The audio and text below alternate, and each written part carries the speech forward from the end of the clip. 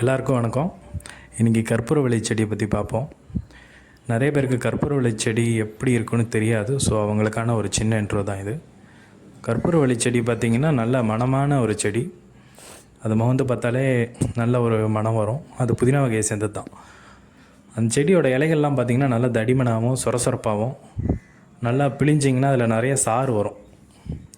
So அந்த செடி எங்கேயாவது நீங்கள் பார்த்தீங்கன்னா அதோட தண்டை கட் பண்ணி எடுத்துகிட்டு வந்து நீங்களே மண்ணில் புதைச்சி வச்சாலும் அங்கேயே அது வளர ஆரம்பிக்கும். ஸோ இது கட்டிங் வகையை சேர்ந்தது தான்.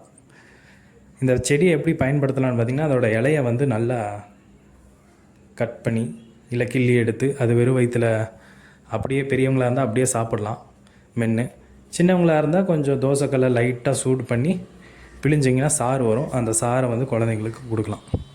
ஸோ இதனால் என்ன பயன் அப்படின்னு நீங்கள் கேட்டிங்கன்னா, சளி நெஞ்சிலே இருக்கிறவங்களுக்கு அந்த சளியை லூஸ் பண்ணி அது வாமிட்டாக வெளியே கொண்டு வந்துடும். ரெண்டாவது, ஜீரண பிரச்சனை இருக்கிறவங்களுக்கு இது ஜீரணத்துக்கும் நல்ல ஒரு உதவியாக இருக்கும். இதை அப்படியே சுடுதண்ணியில் கொதிக்க வச்சு அந்த தண்ணியை அப்படியே குடித்தாலே போதும். ஸோ இதை பற்றியான வீடியோஸ் நான் அடுத்தடுத்து போடுறேன். நன்றி.